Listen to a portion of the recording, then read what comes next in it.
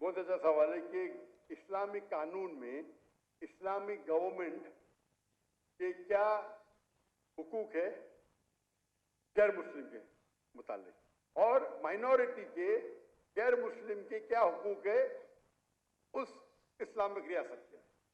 Number 1, Islamic रियासत की 2 चीजें, वो गैर मुस्लिम है तो इस्लाम में कोई भी किसको जबरदस्ती कर नहीं सकता इस्लाम कबूल करने। लेकिन इस्लामिक शरीयत है तो जो अरबी लफ्ज उनके लिए होता है जिम्मी, गैर मुस्लिम, मतलब वो भले मुस्लिम नहीं है इस्लाम कबूल नहीं किया लेकिन वो मानते हैं कि हम इस इस्लामिक गवर्नमेंट के छत्र छाए में रहेंगे। वो जरूरी नहीं माने अल्लाह के, वो चाहे अल्लाह 3 माने नो प्रॉब्लम, जरूरी नहीं कि माने मोहम्मद सल्लल्लाहु अलैहि वसल्लम में, लेकिन वो ये मानते हैं कि हम इस्लामिक गवर्नमेंट के प्रोटेक्शन में। तो जब वो प्रोटेक्शन में मानते हैं तो रूल है कि उनको बाकी चीज नहीं, लेकिन एक होता है जिजिया टैक्स, बहुत कम होता है आज की तारीख में, कपल ऑफ $100, ज्यादा नहीं। आज जो इनकम टैक्स भरते हैं वो जिजिया टैक्स से कई गुना ज्यादा है।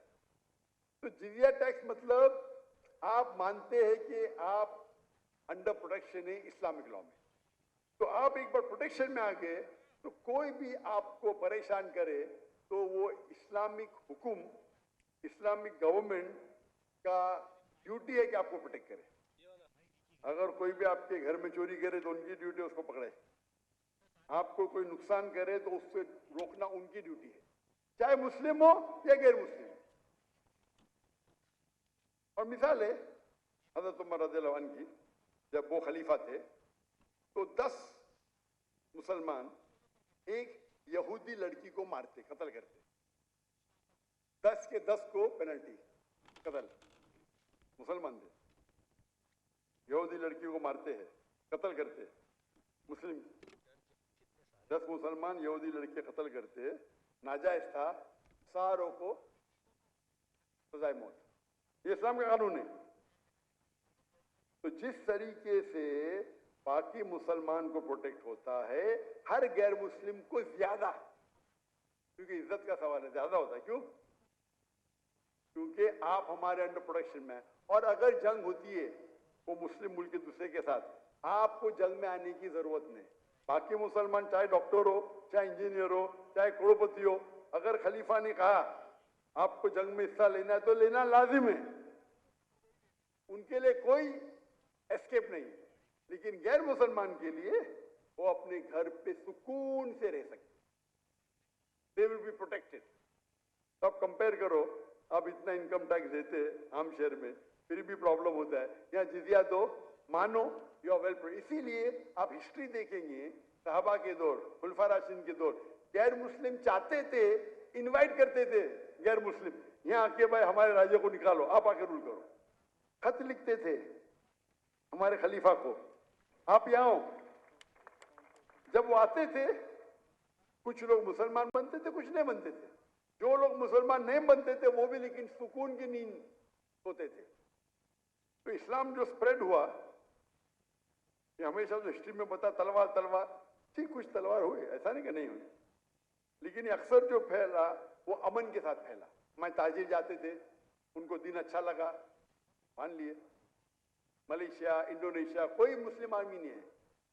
तो और आपका दूसरा पार्ट सवाल का कि गैर मुस्लिम के हुकूक क्या है?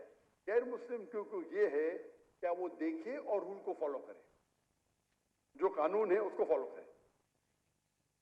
ऐसा नहीं कि वो कानून तोड़े तो उनको भी पनिशमेंट मिलेगी, तो जो कानून है उसको फॉलो करे। ये देखे कि वो कोई भी इस्लामिक चीज के खिलाफ ना बात करे, नहीं माने नो प्रॉब्लम, लेकिन आगे अगर नारे लगाए गए इनके खिलाफ उनकी तो गलत है, तो आपको रूल्स फॉलो करना चाहिए। आप महफूज है, आप अपना ईमान रख सकते हैं, ईमान बदलने की जरूरत नहीं है, वो इस्लामिक गवर्नमेंट आपको प्रोटेक्ट करेंगी, आप समझे ना। तो मुझे पता है कि जब बांग्लादेश में लास्ट मंथ कुछ मुसलमान हिंदू टेंपल को अटैक किए, और बांग्लादेश में मेरी बहुत फॉलोइंग है, तो इमीडिएटली मैंने मैसेज दिया कि हिंदू टेंपल को अटैक करना गलत है।